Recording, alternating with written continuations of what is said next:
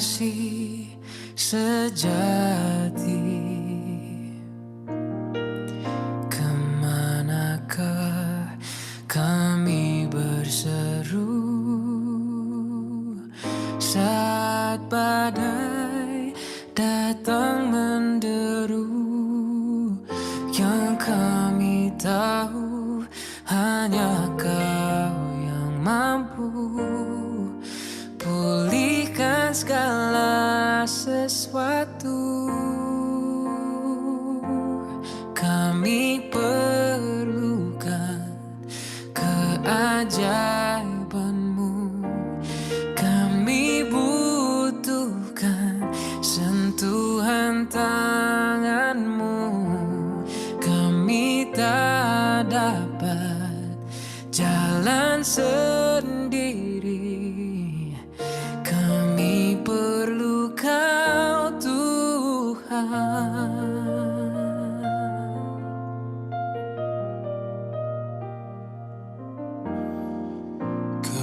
Kemanakah kami mencari kasih sejati?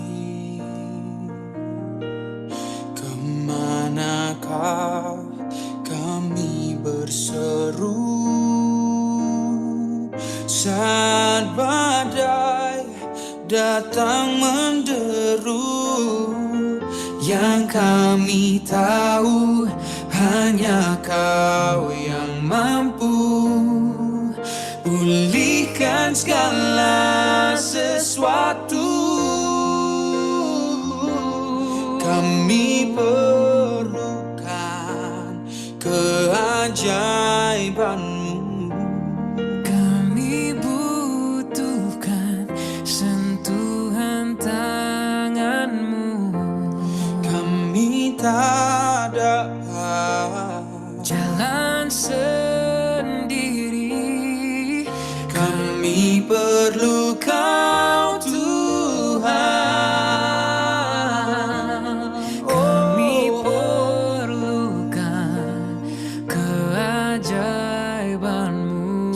Kami butuhkan sentuhan tangan-Mu. Kami tak dapat jalan sendiri. Kami perlu Kau, Tuhan.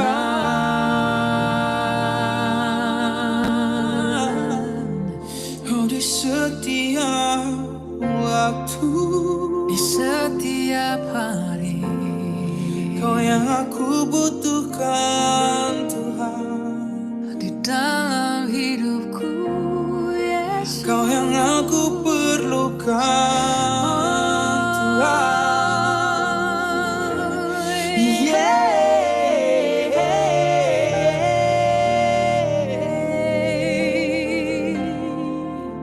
Tiada yang lain. Oh, Engkau selalu besertaku. Oh, tak ada yang seperti-Mu, Tuhan. Hanya Kau yang kami andalkan. Hanya Kau yang ku percaya.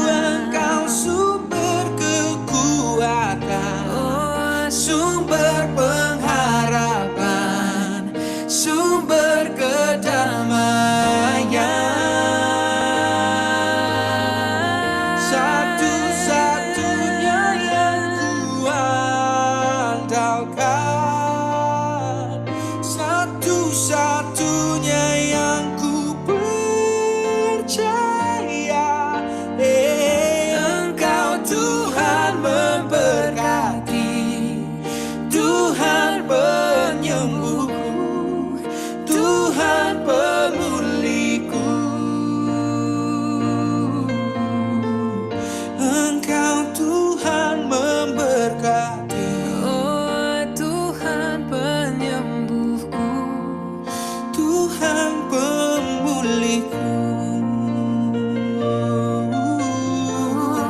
Engkau Tuhan memberkati, Tuhan penyembuhku, Tuhan pemulihku.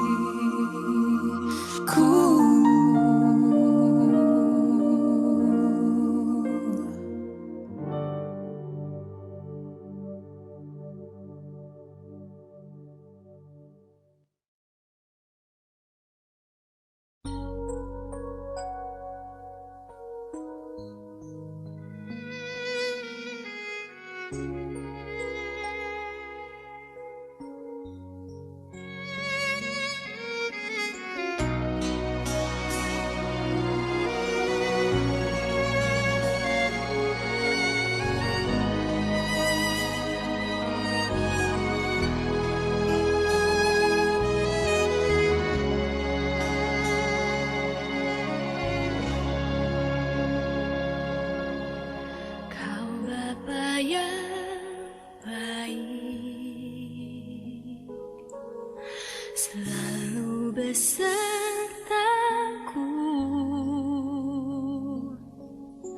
setiap detik, setiap waktu. Kau perhatikanku.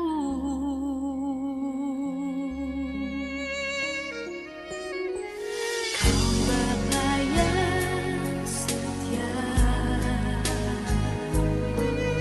selalu menjagaku.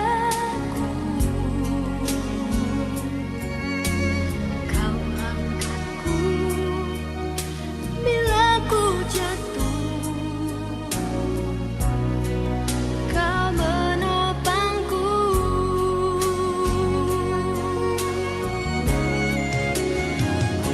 Berikan syukurku buat kebaikanmu. Ku berikan syukurku buat pertolonganmu. Sebab kau jadikanku berharga di matamu. Kau Bapa yang baik, ku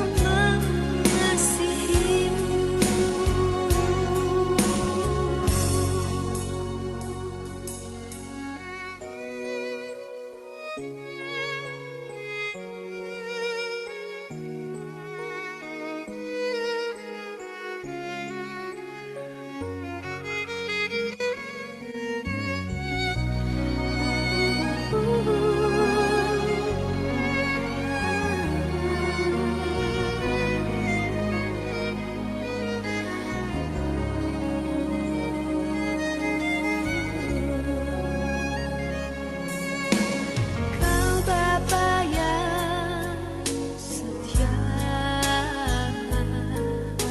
selalu menjagaku.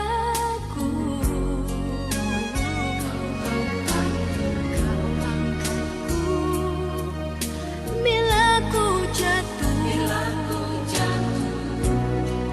Kau menopangku.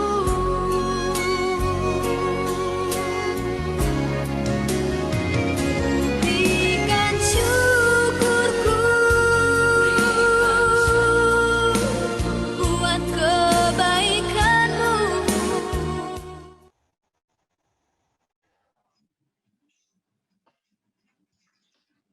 Oke, selamat malam teman-teman yang sudah bergabung bersama God with Ministry kita pada malam hari ini. Dan pada malam hari ini adalah malam terakhir di bulan Januari. Kita membahas dengan satu tema besar, yaitu tentang Rasul Paulus. Dan pada malam hari ini kita akan membahas tentang Apostel Paul, Rasul Paulus dan legasinya. Apa yang ditinggal di kita sampai kita begitu banyak melihat catatan-catatan baik dalam firman Tuhan maupun dalam catatan pribadi yang dipelajari oleh teolog-teolog berkenaan dengan tokoh Rasul Paulus. Dan hari ini kita mungkin tidak bisa membahas seluruh daripada karya-karya dari Rasul Paulus, tapi minimal ini menjadi satu trigger bagi kita untuk melihat bagaimana pelayanan, bagaimana tindakan, dan apa sebenarnya yang dikerjakan oleh Rasul Paulus selama lebih kurang 1 bulan ini. Mengucapkan selamat datang juga menunggu beberapa sahabat yang maaf saya juga kelupaan post untuk link ya. Saya tidak ngepost link, saya hanya ngepost Zoom ID dan passcode. Saya kelupaan, so sorry kepada teman-teman. Next kita akan langsung post link saja ya, kita akan langsung post link supaya nanti langsung masuk saja, tidak perlu pakai yang lain-lain. Mengucapkan selamat datang kepada teman-teman, ada Coach Sosiong, ada Swanta Wandi, ada Kathy, ada Saudari Kristania Lee ya dari Jakarta juga. Dan tadi juga ada beberapa teman yang WA katanya wait, ada yang juga katanya baru pulang, is no problem, karena teman-teman kita juga kita akan merekam ini dan kemudian kita akan postkan di YouTube Growth with Christ Ministry. Silakan dilihat, teman-teman di sana boleh sama-sama belajar juga. Baik, tanpa panjang lebar, kita akan memulai untuk pada malam hari ini akan dibawakan oleh penginjil Wandi Tan. Beliau adalah seorang hamba Tuhan yang sekarang melayani di GMI Gloria Medan, alumni dari Sekolah Tinggi Teologia Bandung. Beliau akan menyampaikan beberapa hal, terlebih khusus penekanan dalam legacy daripada Rasul Paulus. Jadi saya minta kesediaan penginjil Wandi untuk boleh membuka dan memaparkan materi. Kami persilakan, sekalian share screen juga silakan. Ya, selamat malam semuanya. Suara saya kedengaran? Agak kecil. Oke, selamat malam semuanya. Oke. Hari ini kita akan bahas sesuai dengan yang diminta oleh penginjil Haryono. Kita akan bahas Paulus and Legacy.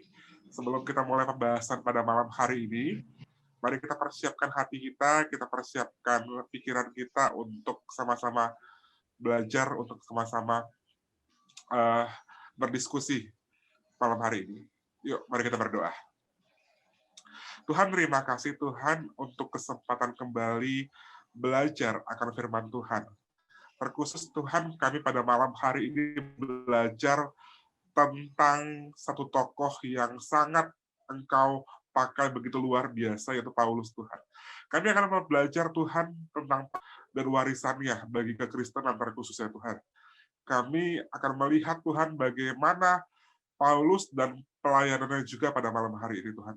Kami berdoa Tuhan agar setiap hal yang kami bicarakan, kami sama-sama pelajari, bukan hanya sekedar kami pelajari Tuhan, tapi benar-benar dapat kami aplikasikan di dalam pelayanan kami. Terpujilah Engkau Tuhan, di dalam nama Tuhan Yesus. Terus kami berdoa dan mengucap syukur. Amin. Oke, Bapak Ibu semuanya, selamat malam sekali lagi. Hari ini kita akan sama-sama berdiskusi ya. Saya lebih suka kata-kata berdiskusi tentang Paulus and Legacy. Saya akan share screen, tunggu sebentar.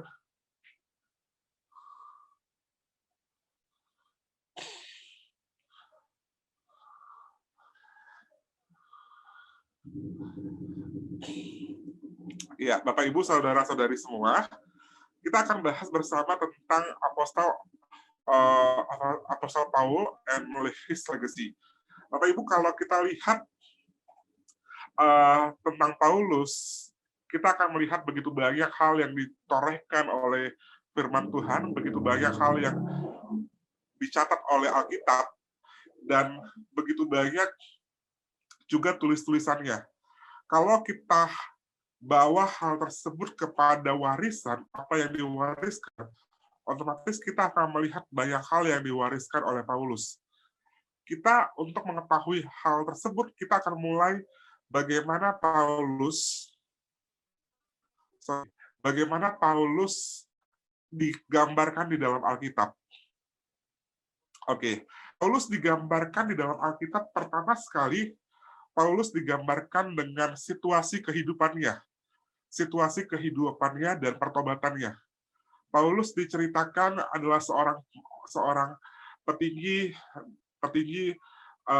di kerajaan Romawi. Beliau memimpin pasukan di sana. Beliau bertobat mengalami pertobatan oleh Tuhan Yesus. Alkitab mencatat hal tersebut begitu jelas. Dan kita bisa melihat kehidupan dan pertobatan Paulus ini adalah hal yang sering dikhotbahkan, diceritakan, diberitakan di gereja, bahkan di sekolah. Itu hal yang sangat sering diceritakan dan diberitakan. Yang berikutnya adalah hal yang sering dibahas tentang Paulus, yaitu tentang perjalanan misinya. Kita mengetahui ada berapa periode perjalanan misi dari Paulus. Dan setiap sekolah teologi pasti akan membahas bagaimana Paulus melakukan perjalanan, baik perjalanan misi pertama, kedua, dan selanjutnya, teman-teman. Kita dapat melihat kehidupannya, pertobatannya, perjalanan misinya yang tercatat di firman Tuhan. Kita juga bisa melihat bagaimana Paulus berbicara soal etika dan teologi di Alkitab. Paulus menjelaskan bagaimana kehidupan kita sebagai orang percaya, bagaimana kita harus beretika, bagaimana kita harus bersikap sebagai orang percaya. Dan Paulus juga berteologi. Paulus juga menuliskan banyak sekali rumusan-rumusan teologi yang diambil dia dari Perjanjian Lama yang dirumuskan kembali di Perjanjian Baru. Kalau kita bisa lihat, sangat banyak hal yang dituliskan Paulus yang diambil dia dari Perjanjian Lama yang dikemas makna teologisnya di Perjanjian Baru. Oke, Paulus juga banyak sekali di dalam tulisannya membahas tentang pemuritan dan keluarga rohani. Kita bisa melihat bagaimana Paulus membahas tentang menjadi murid, menjadi pengikut Kristus. Paulus banyak membahas hal-hal ini. Dan menjadi keluarga rohani. Dia ada membahas sebagai tubuh Kristus, membahas banyak sekali hal-hal yang berkaitan dengan kekeluargaan rohani ini. Bahkan Paulus di beberapa bagian membahas kisah-kisah dia yang memiliki anak rohani, memiliki saudara rohani. Dan kalau bicara soal Paulus, juga kita akan berbicara soal kepemimpinan. Ini aspek yang sering sekali dibahas. Kalau ngomongin soal pemimpin di Alkitab, selain Daud, selain Salomo, pasti di Perjanjian Baru akan ngomongin soal Paulus. Paulus sebagai pemimpin. Ada lagi nggak yang berkaitan dengan Paulus? Banyak sekali yang berkaitan tentang Paulus. Banyak sekali hal-hal yang dibahas tentang Paulus. Dan hal-hal yang dibahas tentang Paulus ini, itulah yang menjadi ingatan kita yang dicatat oleh firman Tuhan mengenai Paulus. Nah, kalau hari ini kita melihat dari kehidupan Paulus, pertobatan Paulus, perjalanan misi, etika yang disampaikan Paulus, teologi yang disampaikan Paulus tentang pemuritan, keluarga, kepemimpinan, ini adalah paket komplit, teman-teman. Paket komplit yang disampaikan Paulus. Bagaimana hampir segala aspek ada di kitab Paulus. Jadi, kalau saya dulu sempat bertanya-tanya seperti ini, sebelum saya sekolah teologi. Kenapa ya gereja-gereja tuh hobi banget khotbahin perjanjian baru, khotbahin surat-surat Paulus.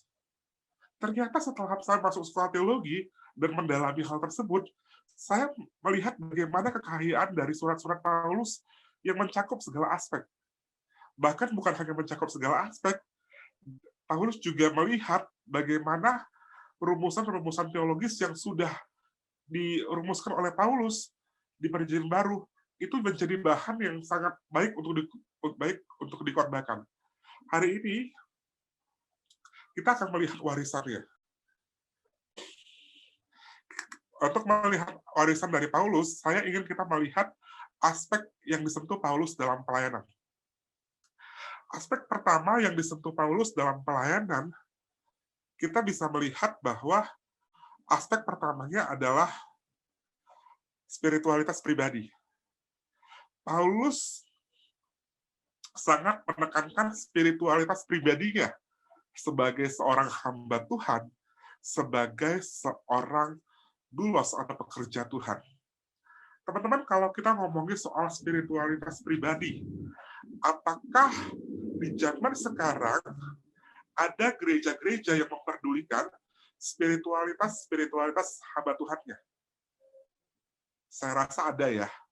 Tapi apakah dengan sedetail Paulus?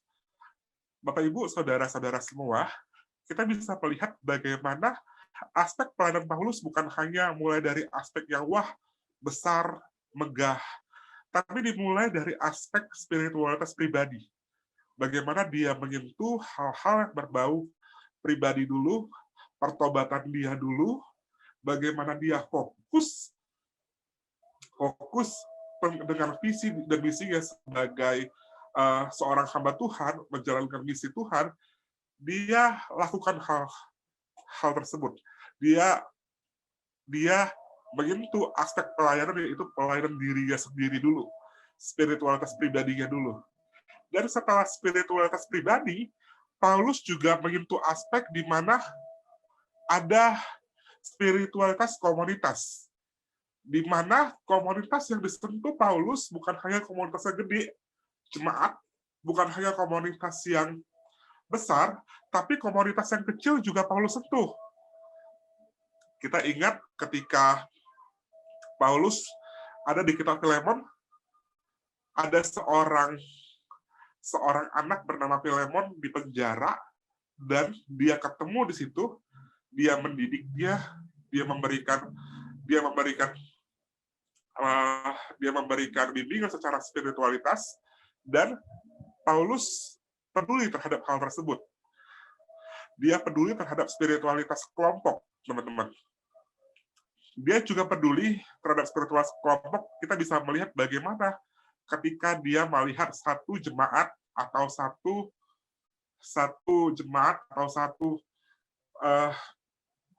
tempat yang menjadi tempat pelayanannya itu mengalami kebobrokan soal spiritualitas. Dia menegur jemaat di situ, dia membimbing jemaat di situ, dia peduli jemaat di situ, dan dia masuk ke dalam aspek pelayanan tersebut. Nah, tadi kita sudah bahas spiritualitas pribadi dan spiritualitas kelompok. Di bagian ketiga, Paulus juga nggak ngomongin soal yang spiritualitas doang, nggak ngomongin soal yang menggampang hal-hal yang rohani-rohani doang. Paulus juga ngomongin soal pertumbuhan gereja. Paulus juga ngomongin soal pertumbuhan gereja, bagaimana setiap jemaat bertumbuh, setiap jemaat itu ada orang-orang baru yang dipertobatkan. Paulus juga ngomongin hal tersebut.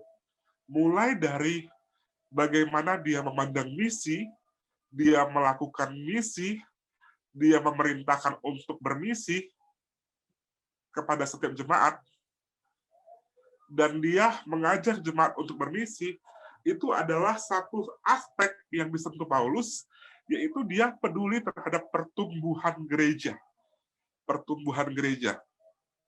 Dia sangat peduli. Dan aspek yang berikutnya yang Paulus juga peduli, yaitu ngomongin soal pembinaan dan pengajaran. hal yang lagi ngetren sekarang, teman-teman. Kayak kita sekarang lagi Zoom, kita lagi pengajaran, kita lagi pembinaan di sini, hal yang lagi ngetren. Paulus juga fokus terhadap hal tersebut. Kita bisa lihat dari surat-suratnya yang ngomongin soal doktrin, ngomongin soal etika, ngomongin soal hal-hal yang etis.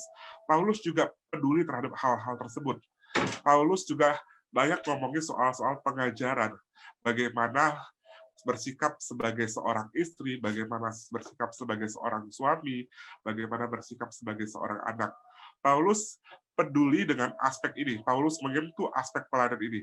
Yang pertama tadi adalah spiritualitas pribadi, yang kedua adalah spiritualitas kelompok, yang ketiga adalah pertumbuhan gereja, dan ngomongin soal pembinaan dan pengajaran. Teman-teman kalau lihat formula ini ya, formula ini adalah formula yang sering kita lihat di gereja. Sering kita lihat di gereja kita. Ada spiritualitas pribadi, ada spiritualitas kelompok, ada pertumbuhan gereja, ada pembinaan dan pengajaran. Dan sekarang kalau kita melihat banyak gereja-gereja yang fokusnya hanya fokus kepada satu aspek. Fokus kepada satu aspek. Contohnya, ada gereja yang ngomong gini, bahwa saya adalah gereja yang fokus terhadap pengajaran. Saya serius mengajar jemaat saya serius mengajar orang-orang yang datang ke gereja saya.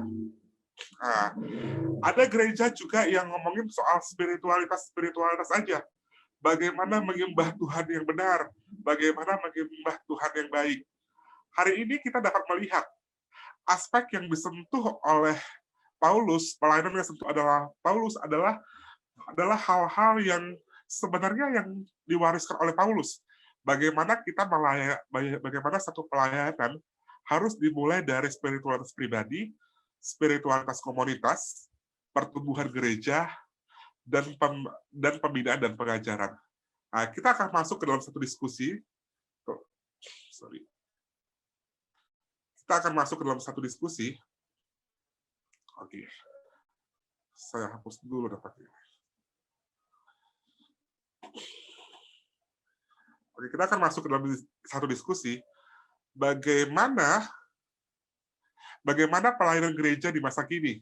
Pelayanan dan gereja di masa kini. Apakah setiap aspek yang Paulus sentuh sudah gereja sentuh?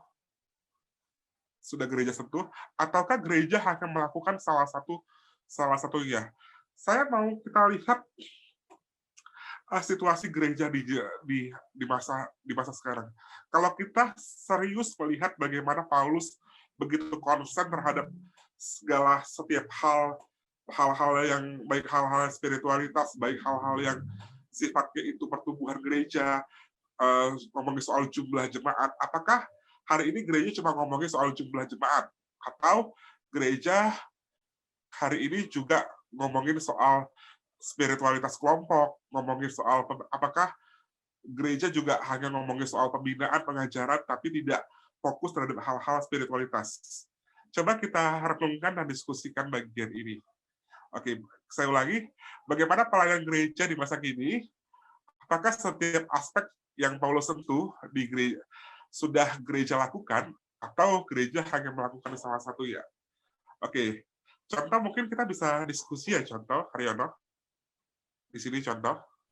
Oke, ya. Oke. Jadi begini, tadi memang ada minta untuk kembali. Ada 4 poin yang akan kita diskusikan bersama melihat kondisi, melihat situasi gereja pada saat ini. Saya bacakan ulang dari 4 poin ini, aspek pelayanan ini, spiritualitas pribadi, spiritualitas komunitas, kemudian ada pertumbuhan gereja, kemudian juga ada pembinaan dan pengajaran. Jadi bagaimana kita bisa melihat, jadi kita mau diskusi, bagaimana kita bisa melihat sebenarnya gereja, pelayan-pelayan Tuhan yang melayani dan kondisi gereja kita saat ini dalam tahap yang bagaimana. Nah gitu. Jadi kira-kira apa yang menjadi gambaran kita sehingga kita bisa kembangkan ini dan ini bisa menjadi masukan. Jadi legasi daripada Rasul Paulus boleh kita ambil menjadi satu bagian penting yang bisa kita terapkan dalam pelayanan gereja kita, gitu ya. Nah, jadi oke, saya mulai. Saya mau coba mulai, teman-teman boleh pikirkan dulu, apa sih yang plus minus, ya kita bilang bahwa tidak ada gereja yang sempurna. Nah, apa yang menjadi positif, apa yang menjadi negatif, itu bisa kita pelajari bersama. Jadi kita pikirkan, kita renungkan sejenak, apa sih plus minus gereja, dari 4 poin itu, apa sih plus minusnya gereja, khususnya kita sebagai pelayan-pelayan Tuhan. Begitu ya? Ya, kita bisa lihat apa yang menonjol atau ada yang tidak dilakukan gereja, di situ kita bisa lihat di situ contoh. Oke, saya mau ini bentuknya diskusi atau harus bertanya karena saya mau kita diskusi saja. Oke. Nah, sebelum diskusi saya mau tanya nih. Ini pribadi saya mau tanya. 4 hal ini, spiritualitas pribadi, spiritualitas komunitas, kemudian ada pertumbuhan gereja dan pembinaan dan pengajaran. Ini 4 hal yang Rasul Paulus tinggalkan menjadi legasi bagi kita semua. Tapi permasalahan yang penting adalah kalau misalnya gereja itu adalah gereja yang tidak begitu besar, jemaatnya juga tidak begitu besar, hamba Tuhannya ada satu tok, dan 4 hal ini apakah bisa dia handle semua begitu? Nah, ini saya mau tanya dulu nih. 4 hal ini bisa di-handle semua nggak begitu? Nah, ini sebenarnya akan saya tahan di ending dan di contoh. Tapi ini udah dikeluarkan. Oh, itu di ending ya? Waduh, ending saya. Oh, tapi saya cukup kasih gambaran aja gini ya. 4 hal ini mungkin adalah 4 hal SNI, Standar Nasional Indonesia. Seperti itu ya. Standarnya sebuah gereja ya harus seperti ini. Standarnya sebuah gereja ya layaknya seperti ini. Kita nggak bisa kasih poin kurang, kita nggak bisa kurangi. Setiap gereja harus peduli dengan hal ini. Jadi mau hamba Tuhannya 1, mau hamba Tuhannya atau 2, ya udah komplitnya harus tetap melakukan ini. Contoh. Oke. Ya, coba ada yang respon lain mungkin? Silakan teman-teman. Nah, saya minta yang paling senior di gereja ini loh. Nih, Coach Sosiong senior di gereja. Coach Sosiong melihat kondisi gereja, 4 pilar itu loh penting. Nah, Coach Sosiong sendiri melihat yang sudah senior di gereja, melihat konteks kondisi ini bagaimana melihatnya? Iya. Penting sih 4 pilar itu, dan apakah visi misi gereja sejalan dengan ini nggak, kan itu jadinya pertanyaan. Ya. Nah, dalam pengalaman saya di metodis khususnya di GMI Elim, cuma akhir-akhir inilah misalkan spiritualitas pribadi, personal, ya, itu ada penekanan. Ya, pembinaan dan pengajaran lebih ada penekanan. Nah, memang kalau di gereja metodis misalkan Bible study itu sesuatu yang barang mewah, susah didapat. Ya, kajian Bible study yang mendalam itu di metodis setahu saya agak susah didapat, agak barang mewah gitu. Nah, tapi akhir-akhir ini kami di Elim, ya puji Tuhan, jauh lebih baik ya. Ya jadi makanya apakah ini bisa jalan ya tergantung pendetanya, tergantung pemimpinnya. Ya, bagaimana dia fokus kepada 4 hal ini. Nah, jadi kalau kita sebelum berbicara tentang penambahan jumlah jemaat, tentu jemaat yang sudah ada itu fondasinya bagaimana dulu. Gitu? Maka prioritas pertama, urutan pertama itu adalah spiritualitas pribadi, kemudian komunitas. Cerita spiritualitas itu cerita kualitasnya kan itu. Nah, sejauh mana gereja peduli terhadap hal ini? Misalkan saya tanya, seberapa banyak sih jemaat yang mengerti tentang hermeneutika dasar Alkitab? Kenapa? Kalau jemaat tidak dikasih pembekalan seperti ini, maka itu tadi kualitas spiritual itu tidak akan meningkat. Jemaat tidak mungkin bisa belajar sendiri tentang firman Tuhan, ya kan? Dan apakah diskusi tentang Bible study di dalam gereja itu berjalan dengan baik atau tidak? Ya. Saya pikir hal-hal ini memang sangat perlu ya. Nah, ke depan ya kita harapkan ya banyak lagi gereja-gereja yang harus khususnya yang mainstream, gereja-gereja yang sudah berakar lama di Indonesia itu harus banyak perubahan. Misalnya dari HKBP sendiri, ya gereja metodis berbahasa Batak ataupun berbahasa Tionghoa gitu ya. Ya gereja-gereja mainstream rata-rata itu ada kelemahannya di sana. Ya. Saya pikir itu perlu pembenahan lah di sisi sana. Jadi kalau cuma kita cerita perkembangan gereja, maka nanti lama-lama gereja nggak ubahnya dengan bisnis MLM, carikan member gitu. Padahal fondasi rohani yang penting itu tidak ada. Nah itu pandangan saya gitu contoh. Oke, fondasi rohani penting ya. Fondasi rohani penting. Oke, saya minta kesempatan bagi teman-teman yang lain boleh tanggapi. Nah, saya minta kesediaan untuk saudari Kristania Lee, ya. Sharing dong gereja sekarang, melihat suasana gereja bagaimana sekarang dalam 4 pilar yang sudah ditelurkan, diwariskan oleh Rasul Paulus itu. Kasih respon sedikit begitu. Kelarin dulu aja, Bu, nggak apa-apa. Jelas ya suaranya. Halo, selamat malam semuanya. Iya, malam. Sorry. Gimana responnya terhadap ini? Ada legacy daripada Rasul Paulus. Dan kita lihat dalam konteks gereja kita begitu.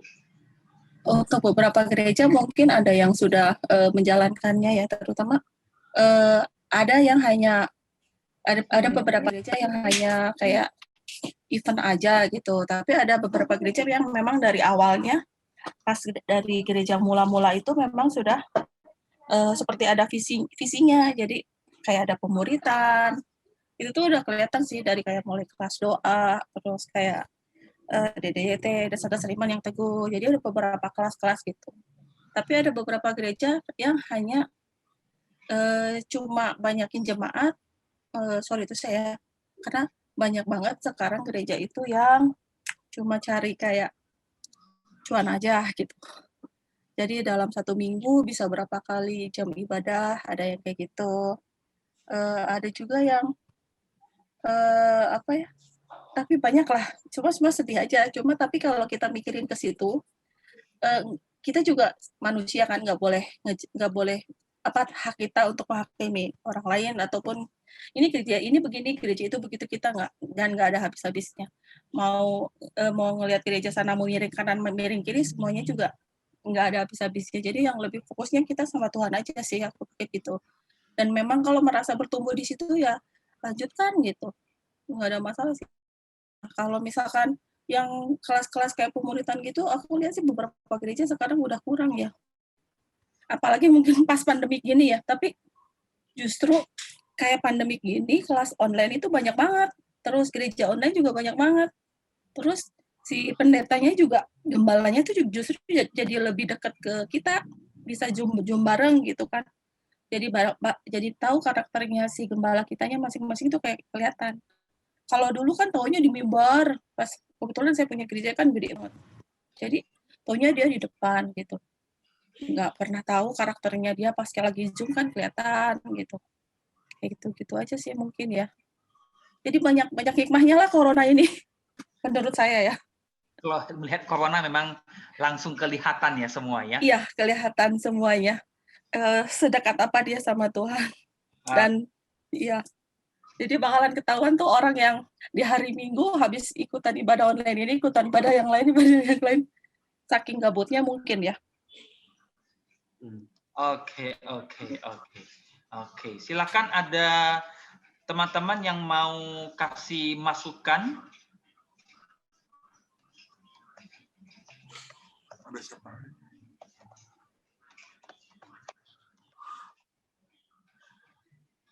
Silakan melihat empat pilar ini bagaimana empat pilar ini menjadi satu legacy dari Rasul Paulus dan diadopsi di gereja. Ya mungkin enggak semuanya total diadopsi, tapi ada bagian-bagian yang penting yang memang ya kita bilang sekali lagi bahwa tidak ada gereja yang sempurna.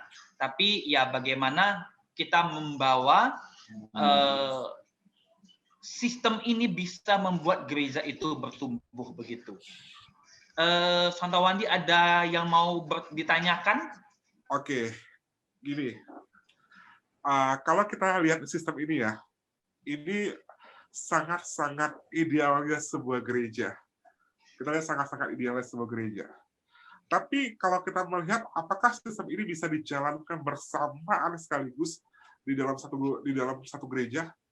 Bisa, tapi akan sedikit sulit. Yang idealnya seperti apa? Idealnya adalah ada proses di mana misalnya tahun ini gereja fokus terhadap pertumbuhan jemaat. Tahun ini gereja fokus terhadap pembinaan dan pemuritan. Tahun ini gereja fokus terhadap hal-hal misalnya yang berbau yang ngomongin soal hal-hal berbau spiritualitas dan segalanya. Kita bisa membagi pola-pola itu mungkin ke dalam satu pola-pola. Oke, gereja saya misalnya nggak usah per tahun deh, per bulan.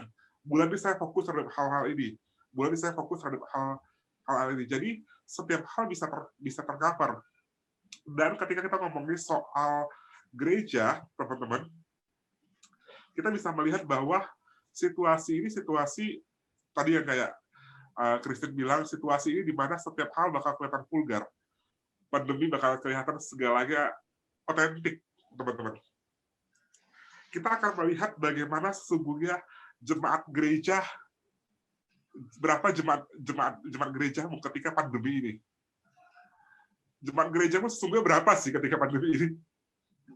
Berapa sih yang setia nonton tayangan online-mu? Karena banyak gereja yang jemaatnya sampai 5.000 jemaat sampai 6.000 jemaat, toh yang nonton YouTube-nya paling cuma 1.000, 2.000, 1.500. Berarti cuma itu yang sesungguhnya yang benar-benar setia. Kalau itu udah ditemukan, kita bisa menemukan treatment apa yang kurang di dalam gereja kita. Sorry, saya mau coba sedikit memotong sebentar. Gini, kalau tadi dilihat per bulan-bulan ini ada ini bulan spiritual. Nah, kenapa begini? Kalau untuk gereja-gereja yang jumlah jemaat tidak begitu banyak sehingga pendeta juga tidak begitu banyak, itu oke. Kalau ada pendeta yang dengan big mega church kan hamba Tuhannya banyak begitu kan? Kan bisa pendeta ini khusus ngomong soal membahas ataupun menjadi pembina di bidang pembinaan pengajaran. Yang ini spiritualitas, yang ini begini. Sehingga kan semuanya tercover begitu. Jadi tidak melihat bulan, tapi semuanya berjalan bersama-sama begitu. Apakah itu bisa? Bisa, itu juga bisa. Dan hal yang mau saya tekankan pada hari ini sebenarnya ngomongin soal legacy of Paulus. Bukan cuma bagaimana mengkhotbahkan surat Paulus. Setiap gereja sudah pintar banget mengkhotbahkan surat Paulus. Tapi bagaimana menjalankan peran gereja sesuai dengan Paulus. Sesuai dengan surat Paulus. peran gereja. Dan kalau kita lihat sebenarnya ini bukan tugas hanya gereja secara fisik, tapi gereja secara esensi, yaitu kita. Kita kalau kamu mau bilang, ayo fokus terhadap spiritual kelompok, tapi kamu tidak mau berkelompok, sama aja bohong. Kalau oke, sekarang ayo kita fokus terhadap pembinaan. Apa? Fokus gereja harus melakukan pembinaan.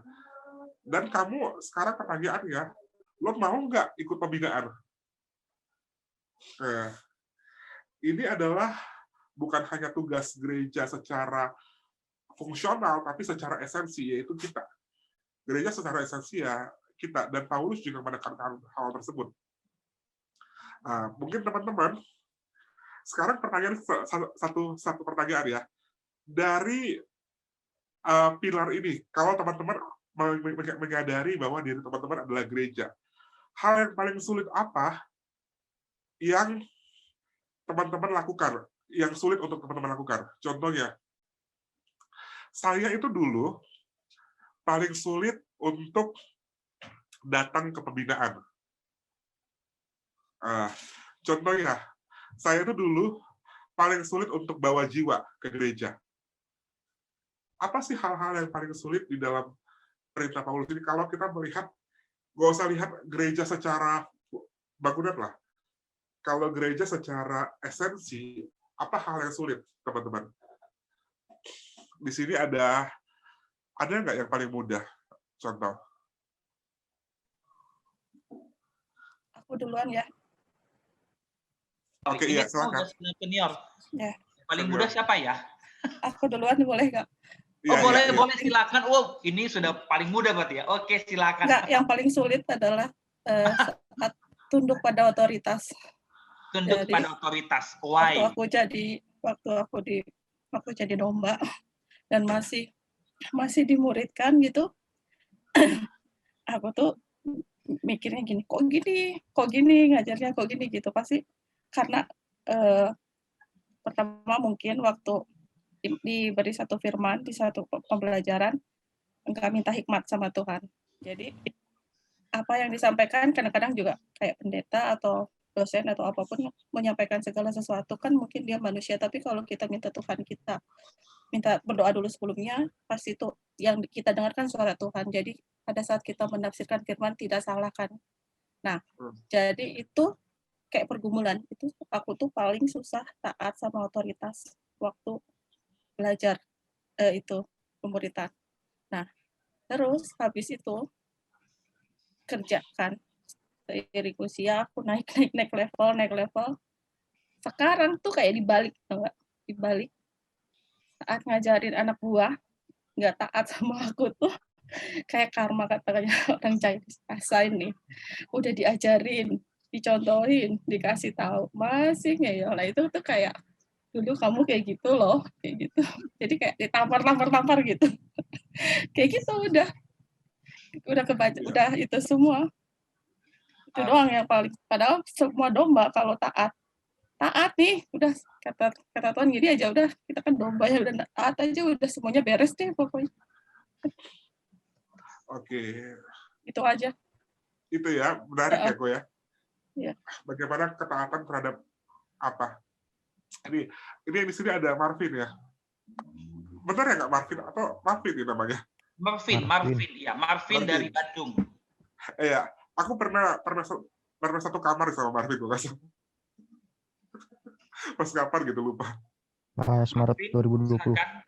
Silakan ngobrol. Surabaya. Ya, Marvin hampir, kalau kita lihat ya, saya pernah di gerejanya Marvin ya, hampir semua aspek ada di gereja dia. Ngomongin soal pertumbuhan gereja ada wadahnya, ngomongin soal apa namanya ya, ngomongin soal pembinaan ada wadahnya.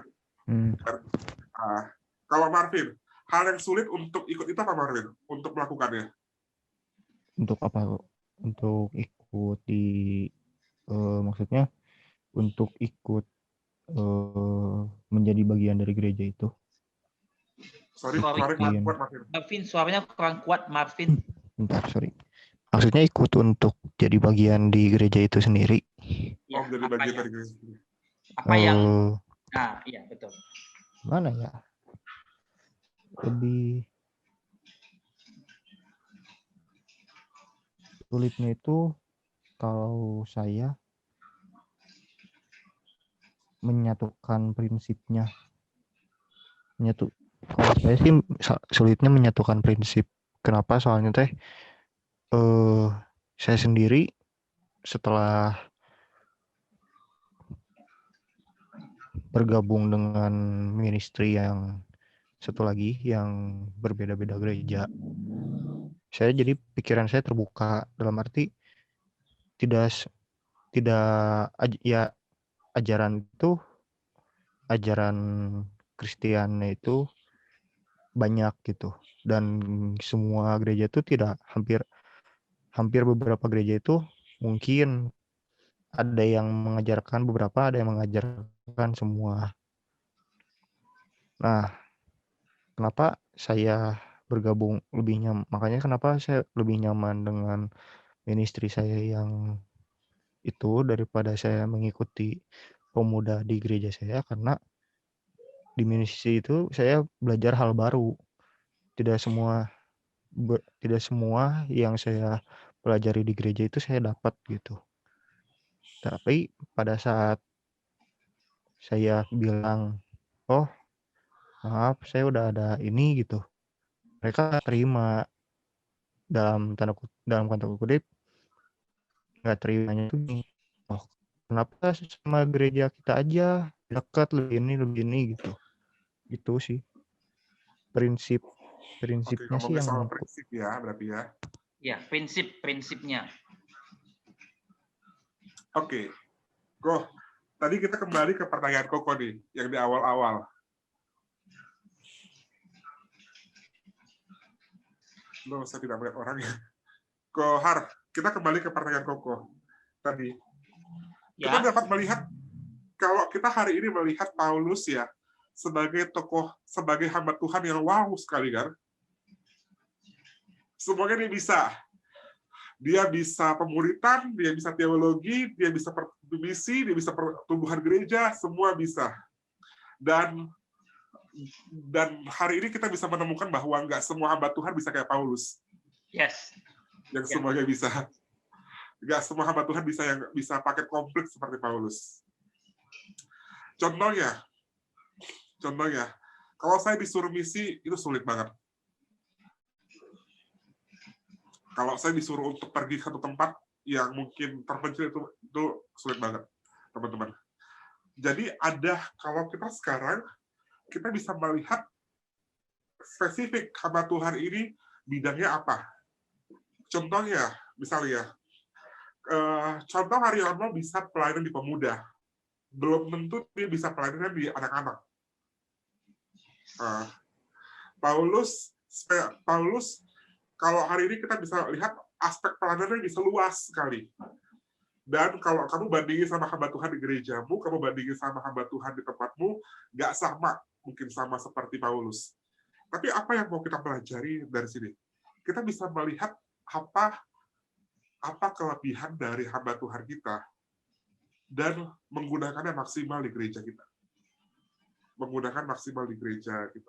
Dalam metode pertumbuhan gereja, ada yang namanya S1, S2, S3, S4, sampai dengan S5. Itu contohin, itu ngomongin soal gereja. S1 itu ngomongin soal gereja baru datang, baru timbul, baru muncul. Kan? Untuk S1 butuh hamba Tuhan yang di situ butuh hamba Tuhan yang bisa perintisan gereja. Butuh hamba Tuhan yang bisa merintis gereja. Nggak semua hamba Tuhan bisa merintis gereja. Nggak semua hamba Tuhan jago dalam merintis gereja. Butuh hamba Tuhan perintisan gereja. Oke, udah masuk ke S1. Kan, udah masuk ke S1. Hamba Tuhan yang merintis gereja, membuka satu gereja. Butuh hamba Tuhan yang juga bisa mengembangkan gereja. Butuh orang-orang yang diletakkan di satu tempat pelayanan yang untuk mengembangkan gereja. Kalau kita lihat hari ini, Paulus punya banyak tempat pelayanan. Dia yang memulai pelayanan. Berarti apa? Dia sebenarnya adalah satu hamba Tuhan yang sangat pintar dalam memulai merintis awal-awal pelayanan. Jadi kalau kamu suruh Paulus untuk buka pos di sini, dia jago ya. Dia jago ya. Tapi untuk mendelegasikan, melanjutkan pelayanan ya, dia suruh hamba Tuhan lain. Dia tempatkan hamba Tuhan lain. Dia tempatkan Timotius, dia tempatkan di situ dia tempatkan ada banyak di situ. Kalau kita lihat di beberapa kitab ya, di beberapa surat kita bisa melihat. Dan untuk tipikal S2 tadi S1 S2 adalah jemaat yang sudah mulai bertumbuh dan jemaat yang butuh pengajaran. Butuh pengajaran. Jadi jemaatnya udah mulai bertumbuh nih, udah butuh pengajaran. Tipikal hamba Tuhan seperti apa nih yang gereja butuh di sini? Dan kalau kita lihat sekarang, tipikal hamba Tuhan seperti apa yang gereja butuh di sini? Adalah tipikal hamba Tuhan yang bisa mengajar, bisa membina. Kalau Anda letakkan contoh Haryono itu pilihan tepat ya. Ini. Oke.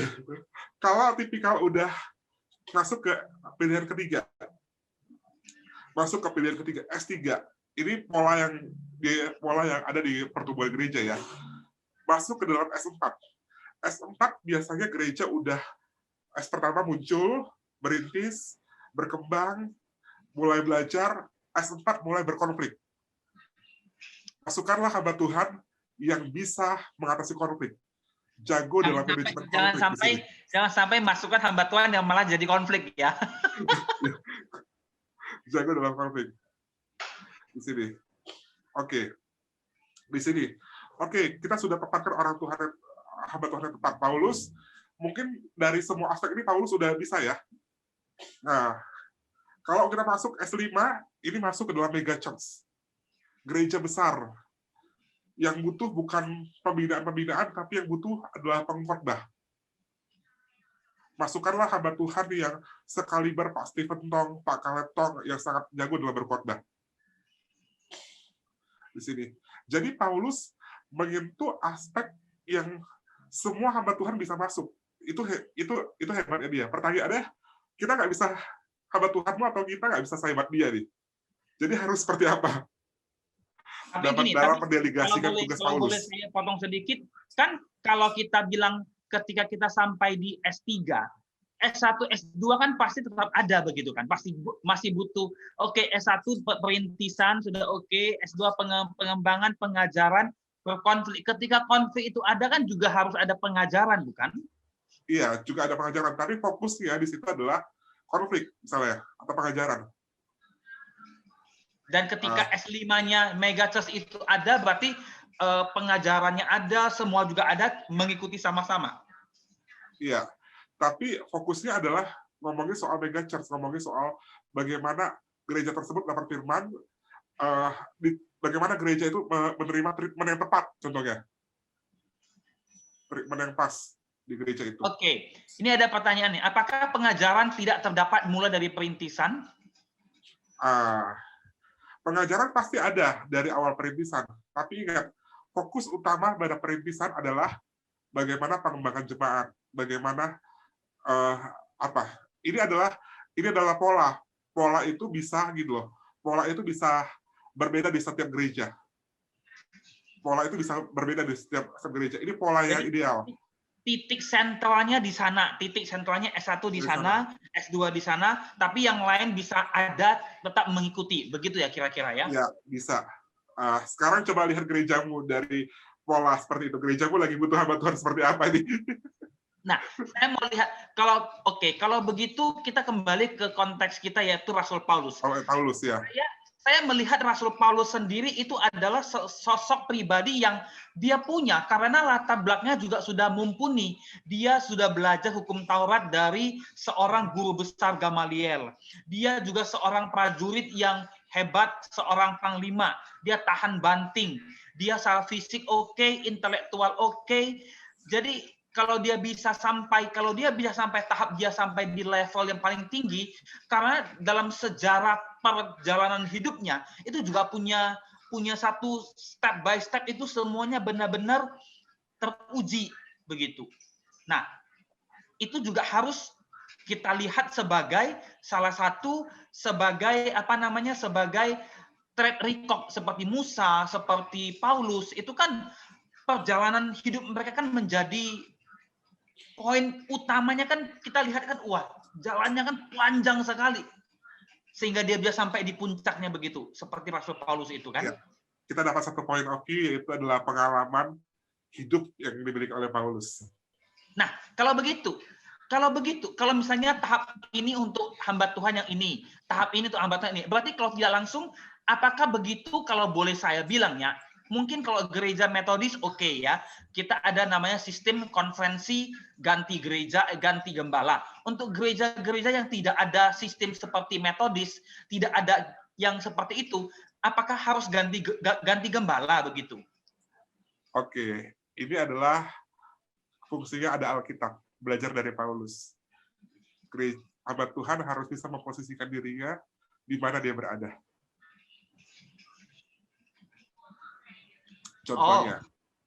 Contohnya, saya dulu punya satu gembala yang mengembalakan gereja yang cukup besar, mega church.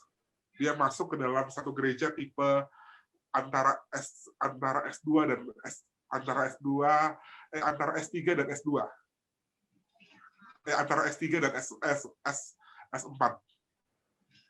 Tipikal gereja yang butuh pengajaran dan tipikal gereja yang sudah berkonflik. Dia di antara itu.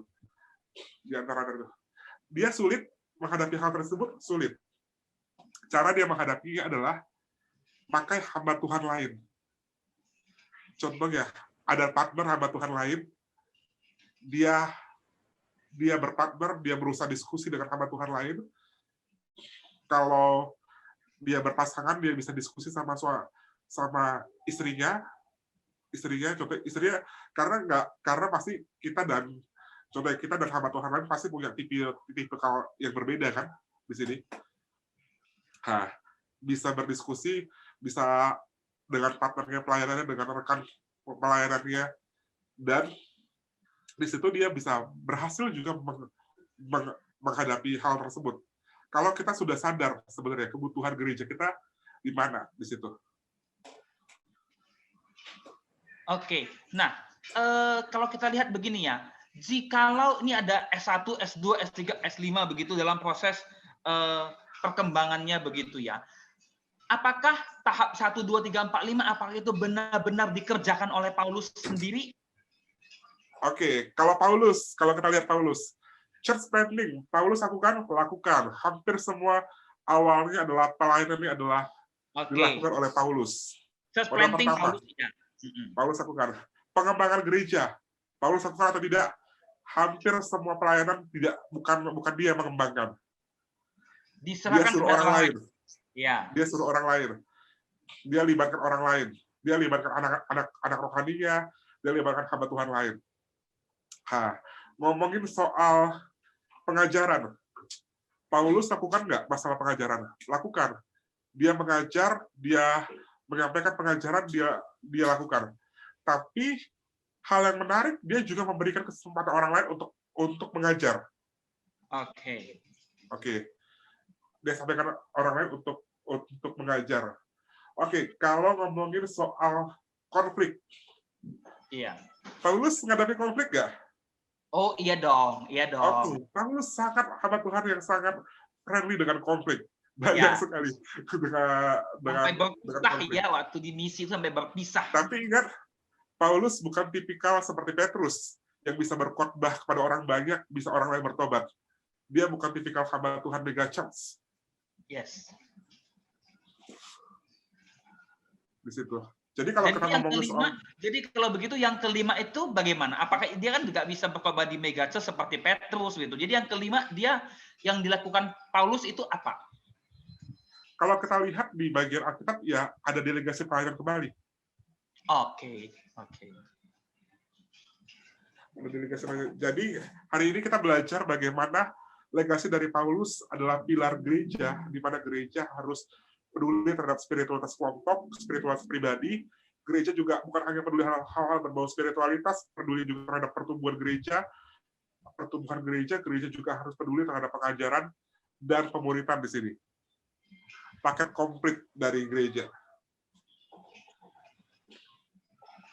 Nah, kalau boleh saya tanya begitu ya, Jadi kalau kita lihat di sini pasti jujur kita bilang tidak ada satu gereja pun yang ideal.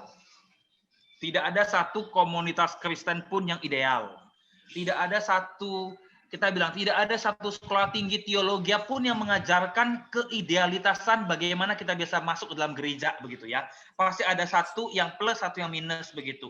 Berarti dibutuhkan saling kerjasama begitu ya, antara kita bilang aja lah sebagai sesama hamba Tuhan. Sesama hamba Tuhan butuh saling kerjasama, cooperate untuk bisa membangun satu komunitas gereja begitu ya. Sangat dibutuhkan kalau bisa kita bilang. Dibutuhkan. Sangat dibutuhkan sesuai dengan kerjasama. Dan kalau kita lihat ya, sepowerful apa seorang hamba Tuhan, yang punya adalah Tuhan. Tuhan yang bisa ambil juga. Oke. Nah, teman-teman ada yang mau bertanya di sini, silakan langsung buka mikrofonnya, boleh silakan. Saya mau beropini aja tentang. Oh, boleh silakan. Nah, saya mempelajari karakter seorang Paulus ya. Jadi kalau tadi contoh Wandi bilang tentang etika, maka etika itu hanya bagian kecil daripada Paulus, karena Paulus itu adalah filsafat. Iya. Dia bahkan menguasai filsafat. Ya. Dia sesuatu yang begitu kompleks, saya bilang.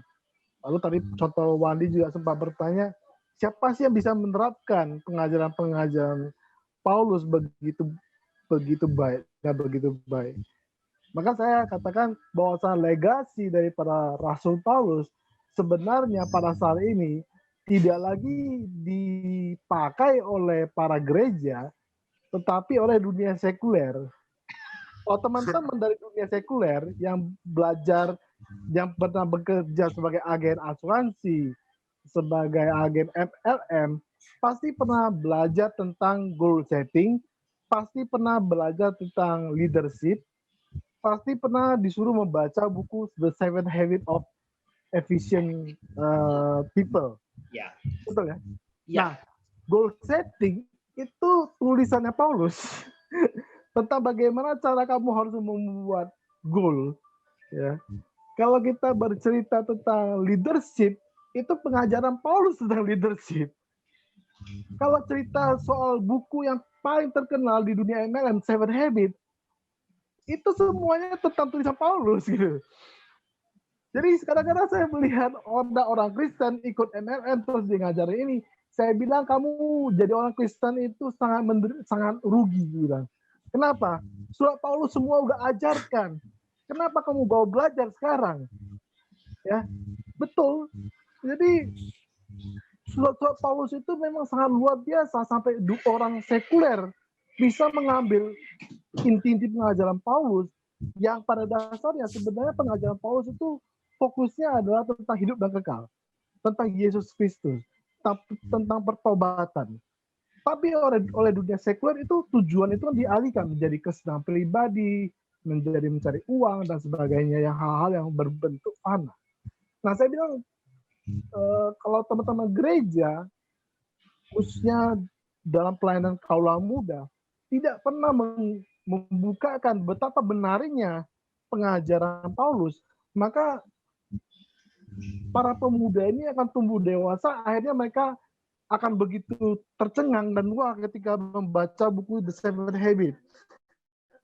Itu pasti sekali, saya bilang. Orang Kristen harus diajari sejak muda bahwasanya bagaimana sih kamu mau sukses?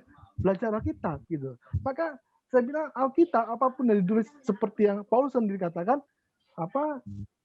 setiap tulisan yang diilhamkan Allah itu tujuannya untuk mengajar, untuk membangun.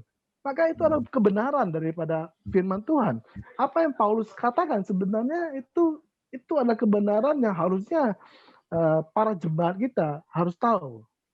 Itu suatu wawasan yang luar biasa. Ketika saya mempelajari Paulus, lalu saya dihadapkan dengan buku-buku seperti ini, saya ini kayak macam apa ya, repackaging gitu, dipaket ulang, dikasih sampul ulang dengan isi-isi yang dirubah-rubah sedikit gitu.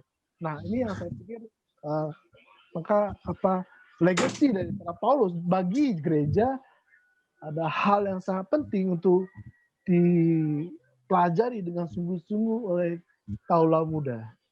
Ya, saya pikir itu.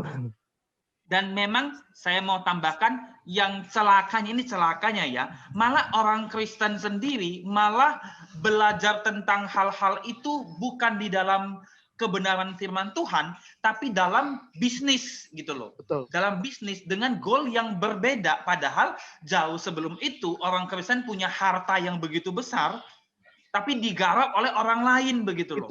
Tapi dengan tujuan yang berbeda begitu. Itu dia contoh. Jadi saya selalu bilang, kalian di MLM atau di jasa asuransi, kalian belajar ini. Tujuan kalian hanya untuk mencari uang. Tapi kalian orang Kristen, lalu ketika kalian mencari uang, bukan nggak boleh mencari uang, boleh. Tapi ketika kalian mencari uang, kalian menggunakan dasar-dasar seperti ini, justru di saat itu kalian meninggalkan Tuhan. Itu problemnya. Kalian lupa lagi membaca Alkitab, kalian lupa berdoa. Kenapa? Tiap hari mikirin target. Itu yang kasihan. Wow. Ini kenyataan yang tidak bisa kita. Menarik sih. Ya, kenyataan yang nggak bisa kita pungkiri bahwa inilah kehidupan sekarang ya. Iya. Jadi tragis. Saya bilang padahal Paulus sudah menuliskan itu jauh-jauh tahun yang udah lewat. Kita udah disediain tapi kita nggak baca. Itu aja masalahnya. Oke. Kalau kita kenal dengan satu penulis ya, ada namanya John Maxwell. Awalnya bukunya bukan buku rohani loh, tapi berapa periode ini banyak masuk ke toko buku rohani. Iya, John Maxwell rohani. salah satu penulis sekuler yang saya bilang isinya repackaging Alkitab. John Padahal itu banyak kan surat-surat Paulus yang dikutip. Benar. Jadi pokoknya kalau cerita goal setting, cerita integritas, cerita leadership, ya udah itu udah semua cerita Paulus. Iya. Kalau Paulus ngomongin soal leadership tadi kan saya bilang Paulus ngomongin soal leadership, ngomongin soal apa? Dia masternya, dia juga jago di bidang itu. Tapi gini, ketika Paulus, bagaimana seorang Paulus yang berlatar belakang Yahudi ortodoks, saya bilang ultra ortodoks, ketika dia mengenal Kristus, dia diubahkan sedemikian rupa sampai dia berani katakan bukan soal sunat fisik yang penting, tapi sunat hatimu yang penting. Itu suatu hal ketika saya pelajari bahwa Paulus ketika dia mengenal Yesus, dia benar-benar mengerti, memahami pribadi Yesus. Maka kalau kita belajar kitab Roma tentang doktrin Kristologi, doktrin Kristus di kitab Roma, tulisan Paulus, maka kita tahu betapa seorang Paulus memahami siapa sih Kristus, siapa sih Allah, siapa sih Kristus. Dia tahu dan dia sungguh paham siapa dirinya sebagai manusia berdosa. Oke, kalau saya boleh menambahkan ini yang minggu yang lalu ya. Minggu yang lalu ada dari gini loh, kalau dari penginjil Wandi melihat seluruh kehidupan dari Rasul Paulus itu berbicara tentang 4 S1 sampai S5 ini, kemudian 4 pilar itu dari seluruh kehidupan pelayanan Rasul Paulus dan legasinya, begitu ya. Nah, saya coba lihat dari minggu yang lalu, dari penginjil David Timotius, dia mengatakan ada 4 pilar penting dalam tubuh Kristus. Nah, marturia, liturgia, didaskalia, diakonia, dan koinonia. Nah, berarti kalau mau dibilang, semua 5 pilar itu masuk ke dalam S1, S2, S3, S4, dan S5 itu. Dalam S1 juga ada marturia, ada penginjilan, ada pelayanan, ada liturgis, ada misi, ada. Di S2 juga ada, di S3, di S4, bahkan S5 yang lebih besar pun ada semuanya. Begitu kan kalau bisa kita katakan. Jadi matching antara body Kristus itu menggambarkan gereja adalah tubuh Kristus, kemudian dimatchingkan dengan 4 pilar itu sebagai legasi dalam S1 dan S5 pola kehidupan gereja itu benar-benar cocok jadinya kan? Tidak ada yang sama sekali bertentangan begitu ya? Iya. Iya, tadi hal yang dibilang Coach Yosef juga jadi satu input yang cukup baik bagaimana kita melihat legacy dari Paulus juga. Kok input yang cukup baik. Bagaimana Paulus juga apa ya? Paulus secara tulisan bukan hanya dipakai kita umat-umat percaya, orang-orang Kristen, tetapi secara tulisan juga dipakai untuk kalangan leader, kalangan pebisnis, kalangan orang-orang yang melakukan berusaha mencapai target di dalam hidupnya. Dan ini apa ya? Ini satu hal yang buat kita semakin kagum dengan Paulus yang dipakai oleh Tuhan, yang Tuhan izinkan Tuhan izinkan dia untuk seluar biasa ini. Tuhan izinkan dia seluar biasa ini. Kalau saya ingat ya, flashback ya, skripsi saya adalah ngomongin soal bisnis dan teologi Paulus. Saya sempat ditanya, gimana sih itu teologi Paulus kok bisa diaplikasikan ke bisnis? Gimana sih? Kan? Aduh, sebenarnya Paulus itu tulisnya hampir segala aspek kehidupan Paulus tuh tangkap loh. Mulai dari kita berumah tangga, kita bekerja, kita berbisnis, kita punya anak, kita beribadah, mulai dari kita makan, mulai dari kita tidur, kita cari jodoh, semua Paulus sampaikan di Alkitab. Tinggal kita buat aja bentuk pengajarannya, tinggal kita buat aja bagaimana dia diaplikasikannya dalam kehidupan kita sekarang. Oke, ngerti. Kayak sekarang, lu mau cari jodoh, buka kitab Paulus. Ngomongin soal apa? Ngomongin soal pasangan sepadan.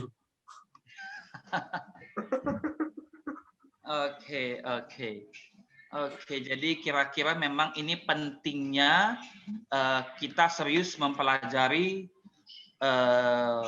surat-surat Paulus ya dan memang hebatnya gini loh, hebatnya adalah semua suratnya kebanyakan dari penjara ditulis. Jadi dia pelayanan dia menulis surat kepada jemaat-jemaat itu, pemimpin jemaat ketika dia di penjara. Ini yang satu hal yang wow, orang di penjara, disiksa, ditahan karena Kristus, tapi dia masih punya satu passion untuk menggembalakan meskipun terbatas hanya melalui surat begitu ya. Iya. Karena dia punya waktunya untuk menulis itu cuma di penjara tetap. Karena di penjara dia khotbah di pinggir jalan. Iya. Oh iya, ini ada permintaan penginjil Wandi untuk minta slide-nya. Tapi gini loh, slide-nya ada yang bingung begini loh. Begini, minggu kemarin saya ingin coba menjelaskan bagian besarnya. Minggu kemarin itu dijelaskan gereja sebagai tubuh Kristus itu ada 5 pilar begitu. Pilarnya adalah yang minggu lalu marturia, liturgia, didaskalia, diakonia dan koinonia. Begitu kan? Itu 5 pilar gereja sebagai tubuh Kristus. Nah, yang tadi contoh Wandi ceritakan itu adalah legasi daripada keseluruhan pelayanan Paulus, begitu kan? Sebenarnya ini bukan cocok dibilang pilar ya, rumusannya contoh. Rumusannya. Saya bilang itu framework-nya. Kerangkanya. Kerangkanya.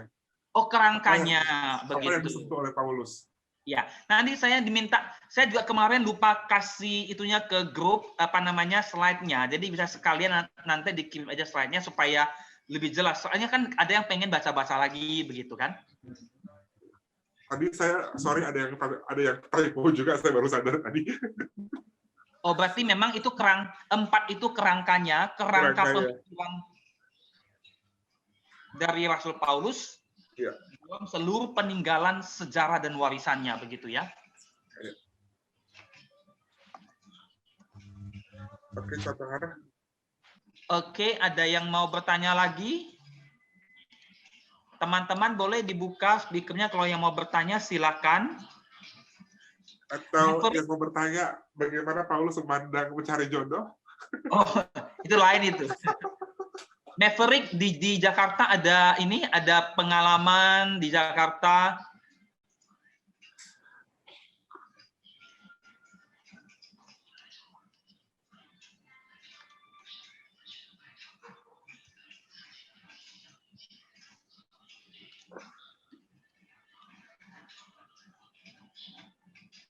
Oke.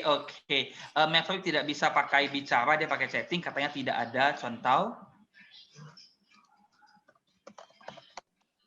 Oke, ada lagi? Evan tidak mau merespon ya, Evan. Oh, apa? Kalau pakai apa dia agak susah pakai bicara dia. Beberapa juga teman-teman juga yang pakai laptop kadang-kadang bisa hang, laptopnya nggak bisa keluar suara. Yang tadi juga.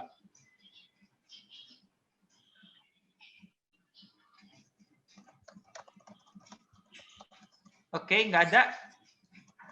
Sudah tidak ada lagi pertanyaan. Boleh penginjil Wandi akan tutup, langsung nanti saya serahkan kepada host. Ya, kalau kita ngomongin soal legacy atau warisan dari Paulus, kita bisa lihat bagaimana kekayaan Paulus dalam menulis surat. Surat-surat Paulus ada banyak di dalam Alkitab. Tinggal kamu cari aja apa yang kamu mau. Tinggal kamu baca, kamu renungkan di situ, apa yang sesuai dengan konteksmu. Karena hampir dari keseluruhan kitab Paulus menyentuh setiap konteks dari hidup.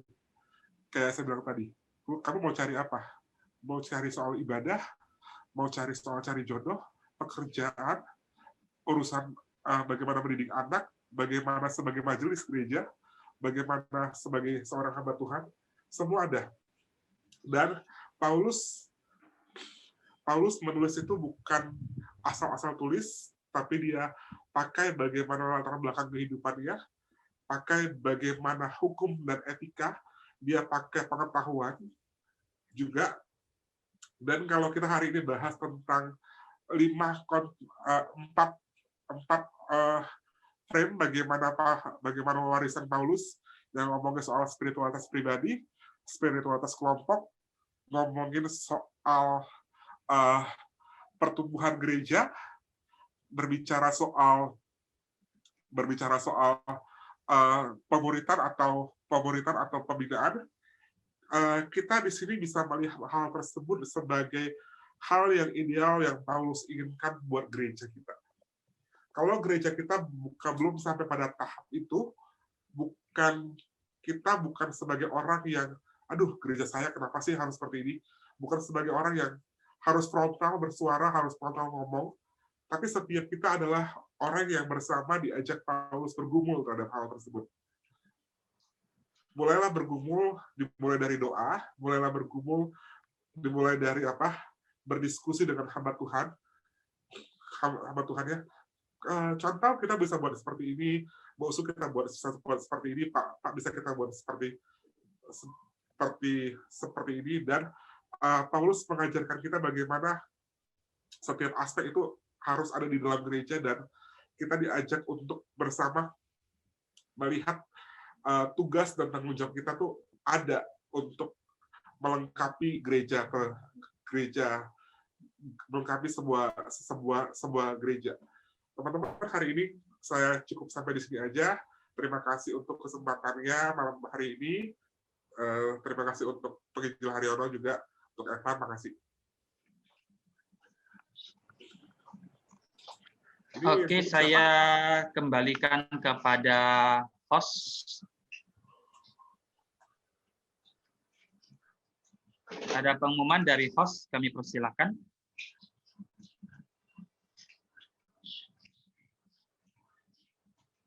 Hostnya belum keluarkan suara, belum dimatikan, belum dinyalakan. Oke, nah teman-teman, jadi begini. Ini saya mau sebelum hostnya ambil alih. Jadi begini teman-teman. Setiap tema, jadi begini. Setiap tema yang kami sediakan itu bukanlah bagian daripada, memang benar. Saya pasti mengundang beberapa pasti hamba Tuhan atau profesional yang di bidangnya, begitu ya.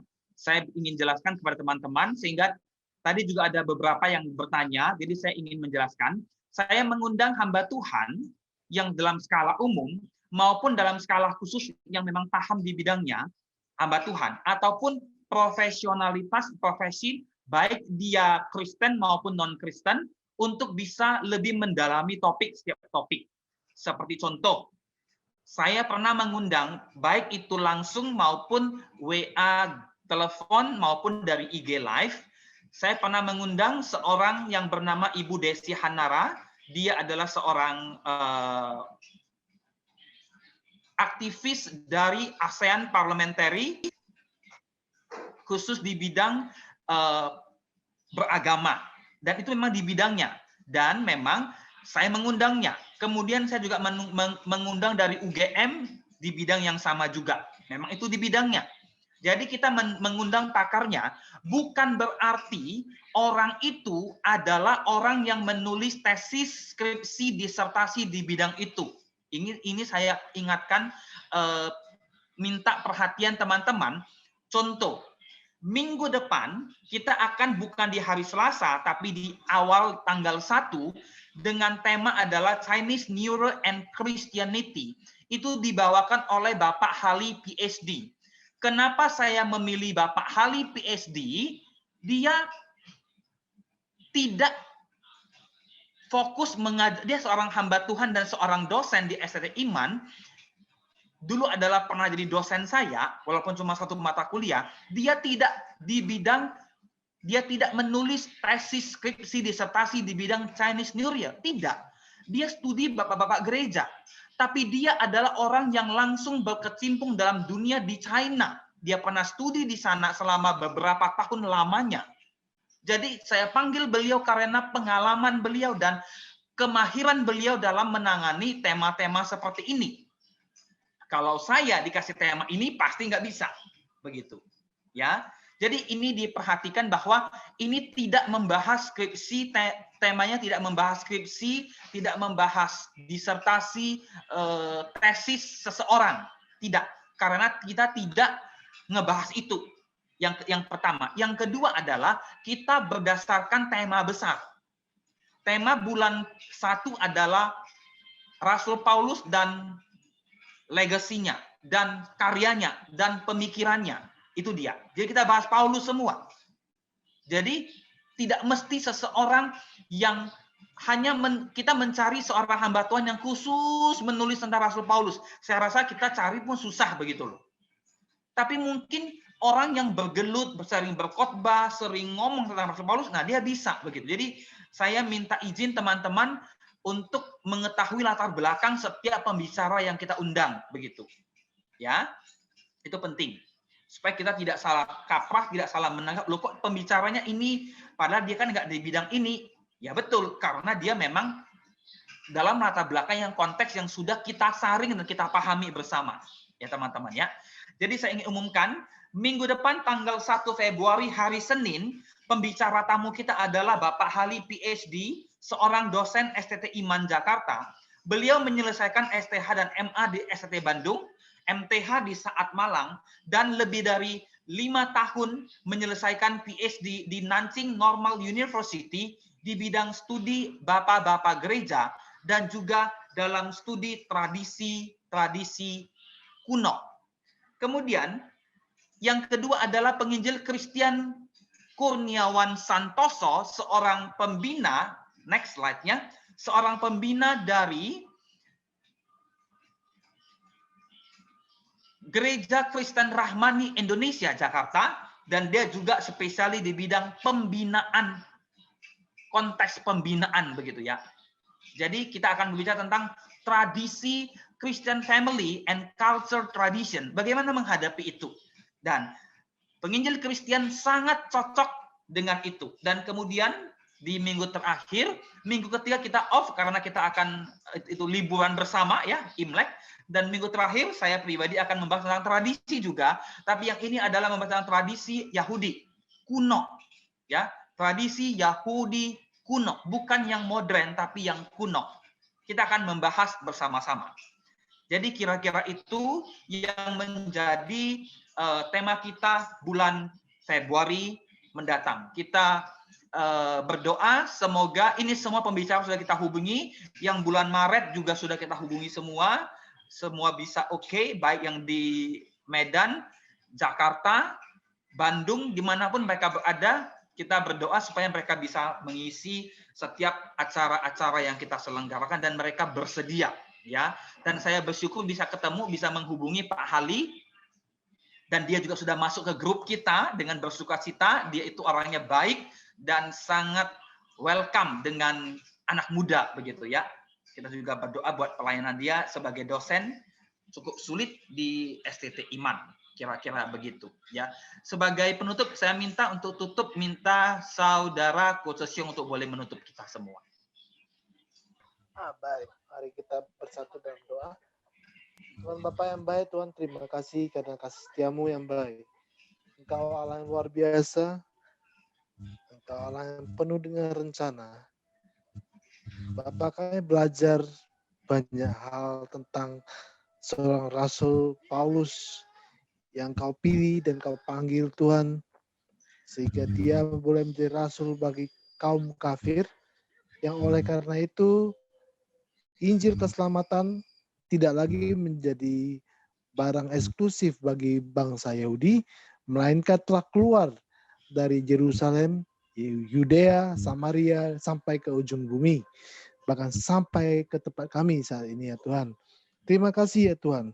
Biarlah Tuhan tiap pribadi kami, baik sebagai hamba Tuhan di gereja, maupun majelis, maupun pekerja, maupun seorang jemaat, kami Tuhan menggumulkan tentang bagaimana legasi seorang Rasul Paulus, tentang kerangka gereja yang sehat, supaya kami semua Tuhan boleh menggumulkannya, boleh mendoakan, menjadi prioritas dalam hidup kami, supaya Tuhan ini bisa menjadi kenyataan Tuhan, sehingga gereja boleh sungguh bertumbuh, berbuah yang banyak Tuhan, boleh menjadi garam dan terang dunia bagi seluruh masyarakat di sekelilingnya Tuhan. Tuhan, pada saat ini kami sebentar lagi akan kembali ke tempat masing-masing. Kami akan beristirahat. Tuhan, biarlah Engkau yang menolong kami, Roh-Mu yang menuntun kami, supaya apa yang telah kami dengar malam ini menjadi rema dalam hati kami ya Tuhan. Tuhan memberikan kami kekuatan besok pagi Tuhan, sehingga kami besok boleh kembali beraktivitas. Terima kasih Tuhan untuk segala berkat-Mu dan anugerah-Mu dan pimpinan dan bimbingan daripada Roh Kudus, sehingga kami boleh mengerti, memahami kehendak-Mu ya Tuhan. Untuk kemuliaan nama-Mu, biarlah kami belajar terus senantiasa. Di dalam nama Tuhan Yesus Kristus kami berdoa dan menyerahkan istirahat malam ini. Amin.